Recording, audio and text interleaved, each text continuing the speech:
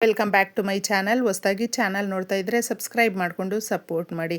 ಸಚ್ಚಿದಾನಂದ ಸಾಯಿನಾಥ್ಗೆ ನಮಸ್ಕಾರ ಮಾಡುತ್ತಾ ಸಾಯಿನಾಥರ ಅನುಗ್ರಹ ಎಲ್ಲರ ಮೇಲೂ ಇರಲಿ ಅಂತ ವಿಡಿಯೋ ಪ್ರಾರಂಭ ಮಾಡ್ತಾ ಇದ್ದೀನಿ. ಇದೇ ಬುಧವಾರ ಮುಖ್ಯವಾಗಿ ನಮ್ಮ ಸಮಸ್ಯೆಗಳನ್ನು ಬಗೆಹರಿಸ್ಕೊಳ್ಳೋದಕ್ಕೆ, ನಮ್ಮ ಮನೆಯಲ್ಲಿ ಇರುವಂಥ ಯಾವುದೇ ರೀತಿಯಾದಂಥ ಕಷ್ಟಗಳನ್ನು ಹೋಗಲಾಡಿಸೋದಕ್ಕೆ ಅತಿ ಶಕ್ತಿದಾಯಕವಾದಂಥ ತುಂಬ ಸುಲಭ ವಿಧಾನ ಇರುವಂಥ ಈ ಪರಿಹಾರವನ್ನು ನಾವು ಮಾಡಿಕೊಂಡ್ರೆ ಸಾಕು. ನಮ್ಮ ಮನೆಯ ಹತ್ತಿರ ಇರುವಂಥ ತುಳಸಿ ಗಿಡಕ್ಕೆ ಇದೊಂದನ್ನು ನಾವು ಹಾಕಿದ್ರೆ ನಮ್ಮ ಮನೆಗೆ ಅಪಾರವಾದಂಥ ಧನಲಾಭ ಆಗುತ್ತೆ, ಅಪಾರವಾದಂಥ ಖುಷಿಯನ್ನು ನಾವು ಗಳಿಸ್ಕೊಳ್ಬಹುದು. ನಕಾರಾತ್ಮಕ ಶಕ್ತಿಗಳನ್ನು ಮನೆ ಒಳಗಡೆ ಪ್ರವೇಶ ಮಾಡೋದಕ್ಕೂ ಕೂಡ ಬಿಡೋದಿಲ್ಲ. ಯಾರ ಮನೆ ಹತ್ರ ತುಳಸಿ ಗಿಡ ಇರುತ್ತೋ ಕಾಪಾಡುತ್ತೆ. ನೆಗೆಟಿವ್ ಎನರ್ಜಿಯನ್ನು ತಡೆದು ಹೋಗಲಾಡಿಸುವಂಥ ಶಕ್ತಿ ತುಳಸಿ ಮಾತೆಗೆ ಇದೆ. ನಮ್ಮ ಶಾಸ್ತ್ರಗಳಲ್ಲಿ ತುಳಸಿ ಗಿಡವನ್ನು ಪರಮ ಪವಿತ್ರವಾಗಿರುವಂಥ ಗಿಡ ಅಂತ ನಾವು ಕನ್ಸಿಡರ್ ಮಾಡ್ತೀವಿ. ಏಕೆಂದರೆ ಶ್ರೀ ಮಹಾವಿಷ್ಣು ಯಾವಾಗಲೂ ಅಷ್ಟೇ ಅಲಂಕಾರ ಪ್ರಿಯ. ತುಳಸಿ ಎಲೆಗಳನ್ನು ನಾವು ಇಟ್ಟು ಪೂಜೆ ಮಾಡೋದು ಅಂದರೆ ಪರಿಪೂರ್ಣವಾದಂಥ ಪೂಜೆಗೆ ಸಮಾನವಾಗಿರುತ್ತೆ. ಆ ರೀತಿ ಇರುವಂಥ ಲಕ್ಷ್ಮೀ ದೇವಿಯನ್ನು ನಾವು ಒಲಿಸ್ಕೊಳ್ಳೋದಕ್ಕೆ ತುಳಸಿ ಗಿಡದ ಹತ್ತಿರ ಈ ಸಣ್ಣ ಪರಿಹಾರವನ್ನು ಮಾಡಿಕೊಳ್ಬೇಕು. ಬುಧವಾರ ಅಂದರೆ ಗಣಪತಿಯನ್ನು ಪೂಜಿಸುವಂಥ ಒಂದು ಶಕ್ತಿನೇ ಇರುವಂಥ ದಿನ ಅಂತ ಹೇಳಬಹುದು. ಯಾಕಂದರೆ ನಾವು ನಮ್ಮ ಕೆಲಸಗಳನ್ನು ಸರಾಗವಾಗಿ ನಡೆಯುವಂತೆ ಬೇಡ್ಕೊಳ್ತೀವಿ ಭಗವಂತನ ಹತ್ತಿರ.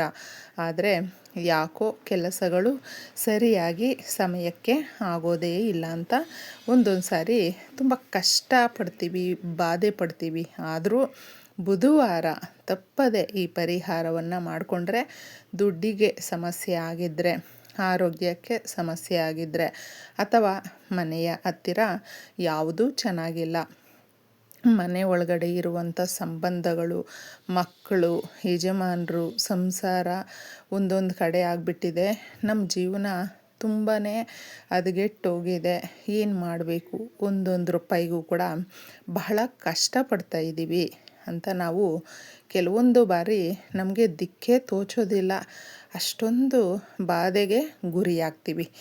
ಆ ರೀತಿ ಇರಬೇಕಾದ ಒಂದು ಸಂದರ್ಭಗಳಲ್ಲೇ ಮಾಡಿಕೊಳ್ಳುವಂಥ ಅತಿ ಶಕ್ತಿ ಹೊಂದಿರುವಂಥ ಈ ಪರಿಹಾರವನ್ನು ನಾವು ಮಾಡಿಕೊಂಡ್ರೆ ನಮಗೆ ಶ್ರೀ ಮಹಾಲಕ್ಷ್ಮಿಯ ಆಶೀರ್ವಾದ ತಪ್ಪದೆ, ಗುರುವಿನ ಆಶೀರ್ವಾದ ಸಿಕ್ಕೇ ಸಿಗುತ್ತೆ ಸ್ನೇಹಿತರೆ.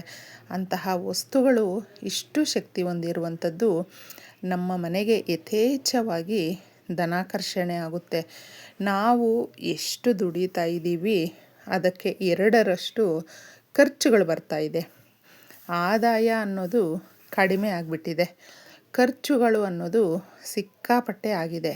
ಏನು ಮಾಡಬೇಕು ಅನ್ನುವಾಗ ನಾವು ನಮ್ಮ ಯಜಮಾನರಿಗೆ ಆದಾಯ ಜಾಸ್ತಿ ಆದಾಗ ಮನೆಯಲ್ಲಿ ನಾವು ಸಂತೋಷವಾಗಿ ಇರಬಹುದು. ಏಕೆಂದರೆ ಪ್ರತಿಯೊಂದಕ್ಕೂ ಕೂಡ ದುಡ್ಡು ಕಾಸು ಅನ್ನುವಂಥದ್ದು ಮುಖ್ಯವಾಗಿರುತ್ತೆ. ಅದನ್ನು ನಾವು ಚಿಕ್ಕದಾಗಿ ಖರ್ಚು ಮಾಡಿಕೊಂಡು ತುಂಬ ಹುಷಾರಾಗಿ ಸಂಸಾರ ನಡೆಸ್ತಾ ಇದ್ದೀವಿ.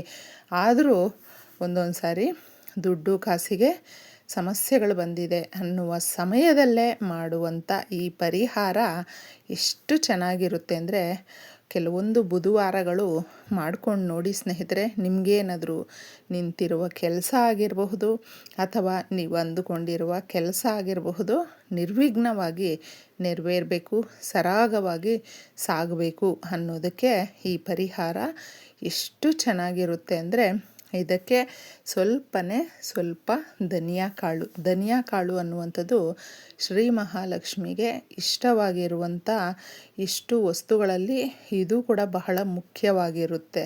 ಇದನ್ನು ಸ್ವಲ್ಪ ತಗೊಳ್ಬೇಕು. ಚಿಕ್ಕದು ಒಂದು ಬೌಲಲ್ಲಿ ತಗೊಳ್ಳಿ. ಸ್ವಲ್ಪ ಅರಿಶಿಣವನ್ನು ತಗೊಳ್ಳಿ, ಹಾಗೆ ಸ್ವಲ್ಪ ಹಸಿ ಹಾಲನ್ನು. ಇದು ಎಲ್ಲವೂ ಕೂಡ ನಮ್ಮ ಮನೆಗೆ ಸಮೃದ್ಧಿಯನ್ನು ಸೂಚಿಸುವಂಥ ವಸ್ತುಗಳು ಇದಾಗಿರುತ್ತೆ. ಏಕೆಂದರೆ ಧನಿಯಾ ಅಂದರೆ ಧನಾಕರ್ಷಿಸುತ್ತೆ. ಹಾಲು ಅನ್ನುವಂಥದ್ದು ಸಮೃದ್ಧಿಗೆ ಸಂಕೇತ.